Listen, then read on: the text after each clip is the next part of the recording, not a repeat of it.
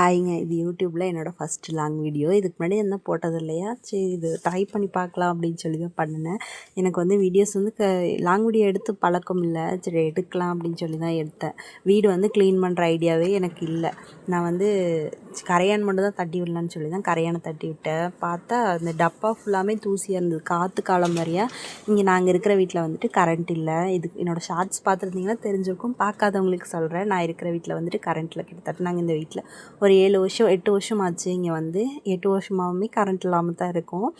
Phone வந்துட்டு power பேங்க்கில் வந்து 2 பவர் பேங்க் இருக்குது. சார்ஜ் போட அம்மா வீட்டில் கொடுத்துருவேன். அவங்க வீட்டில் வந்து கரண்ட் இருக்குது. அம்மா வீடு எங்கள் வீட்டிலேருந்து ஒரு 2 கிலோமீட்டர் இருக்குது. எங்களோடது வந்து லவ் மேரேஜ். யார் சப்போர்ட்டும் இல்லை. என் ஹஸ்பண்டு இன்கம் வச்சு தான் எங்களோட ஃபேமிலி வந்துட்டு ஓடிட்டுருக்கு. நான் வந்துட்டு இது யூடியூப் ஸ்டார்ட் பண்ணதுக்கான காரணம் வந்துட்டு இதில் ஏதாச்சும் ஒரு இன்கம் வந்ததுன்னா என்னோடய ஃபேமிலிக்கு வந்து சப்போர்ட்டாக கொஞ்சம் யூஸ்ஃபுல்லாக இருக்கும் அப்படிங்கிறக்காக நான் வந்து ஓப்பன் பண்ணேன். எனக்கு வந்து 2 குழந்தைங்க. ஒன்று வந்துட்டு பாப்பா, ஒன்று தம்பி. பாப்பாவுக்கு வந்துட்டு 8 வயசு ஆகுது. தம்பிக்கு வந்து 3 வயசு ஆகுது.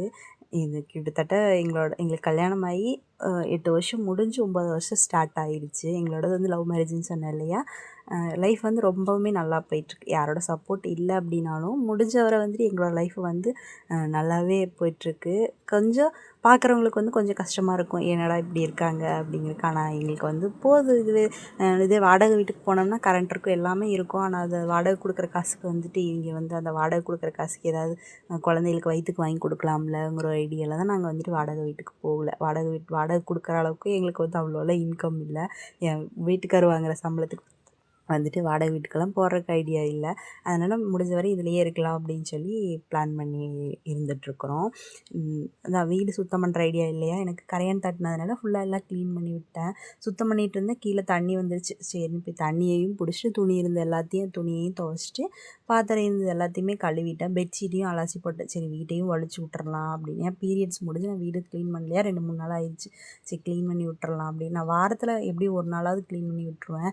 இது வந்து சாணி வீடுங்கிறனால வீட்டை வந்து வலிச்சு விட்டா தான் கொஞ்சம் நல்லா இருக்குமா. அதனாலேயே வந்து நான் வீட்டை வலிச்சு விட்ருவேன் முடிஞ்ச வரை வந்துட்டு. கழுவி விடுற வீடை அது எப்படி இருக்குன்னு எனக்கு தெரில. நான் அது வந்து யூஸ் பண்ணதில்லை. முடிஞ்ச வரை நான் வந்து 8 வருஷமாகவே இந்த சாணியே தான் போட்டிருக்கேன். ஆனால் நல்லாயிருக்கும். சாணி வலிச்சோம்னா ஒரு 2-3 நாளைக்குள்ளே பார்க்குறக்கு வந்து அவ்வளோ அழகாக இருக்கும். நான் வந்து பார்த்து ரசிச்சிட்டே இருப்பேன். சாணி வலித்தவங்களுக்கு தெரியும் அதோட அருமை. ஆனால் வந்து கொஞ்சம் சாணி பக்கு மட்டும்தான் நிறைய டப்பாவில் பாத்திரத்தில் எல்லாமே. ஆனால் இருந்தாலும் வலித்தோம்னா கொஞ்சம் நாளைக்கு வந்து பார்க்குறக்கு நல்லாவே இருக்கும். எல்லாமே க்ளீன் பண்ணி விட்டேன். அடுத்த வீடியோஸ் வந்து லாங் வீடியோஸ் போட ட்ரை பண்ணுறேன். என்னோடய வீடியோஸ் பிடிச்சதுன்னா சப்ஸ்கிரைப் பண்ணுங்கள், லைக் பண்ணுங்கள். ஏதாச்சும் டவுட்னா கேளுங்க. என்னை பற்றி ஏதாச்சும் தெரியணும் அப்படின்னா நான் வந்து கமெண்ட் பண்ணுறேன். இல்லைனா அடுத்த வீடியோஸில் சொல்கிறேன். இவ்வளோ நிறைய என்னோடய வீடியோஸ் பார்த்ததுக்கு தேங்க்யூ. டாட்டா.